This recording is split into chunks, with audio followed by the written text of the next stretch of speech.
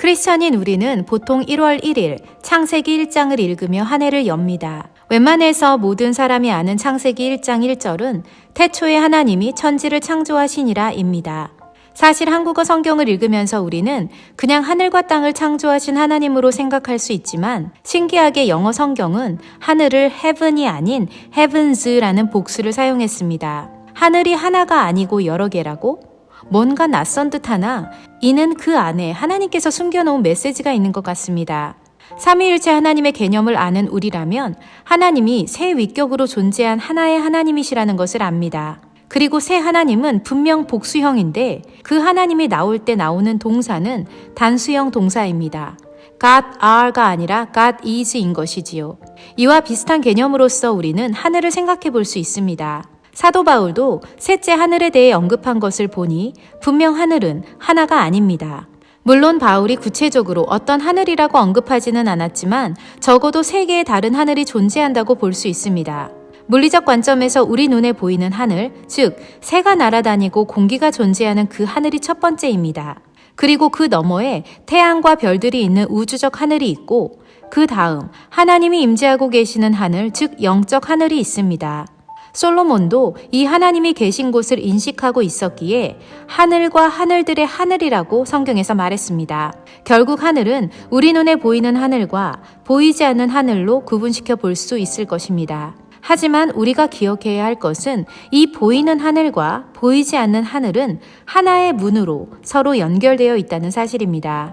짐 캐리가 주연을 맡은 영화 트루먼 쇼에서 보면 주인공은 어느 날 매일 똑같은 하늘을 보며 매일 반복되는 자신의 일상에 의문을 가지게 되었습니다. 그러던 어느 날 하늘에서 수상한 물체가 그의 차 옆으로 떨어졌습니다. 마치 트루먼이 보고 있는 하늘 위에 또 다른 보이지 않는 어떤 하늘이 있는 것처럼 말입니다. 그리고 주인공이 그 답을 찾아 떠나기 위해 배를 탑니다. 모진 풍랑과 거친 파도를 헤치고 바다 끝에 무엇이 있는지를 찾아 떠나던 중 출구라고 써있는 문을 발견했고 그는 그 문을 열고 자신이 살고 있는 세상 그 하늘 밖의 하늘로 나가면서 영화는 끝이 납니다. 이 영화를 통해 우리는 하늘 위의 하늘을 시각화해서 이해할 수 있게 되고 또 트루먼쇼의 주인공처럼 보이지 않는 하늘, 즉 천국으로 갈 수 있는 문을 어떻게 찾고 또 열 수 있을까를 고민하게 됩니다. 그런데 하나님은 천국 문으로 들어가는 열쇠를 베드로에게 주셨습니다.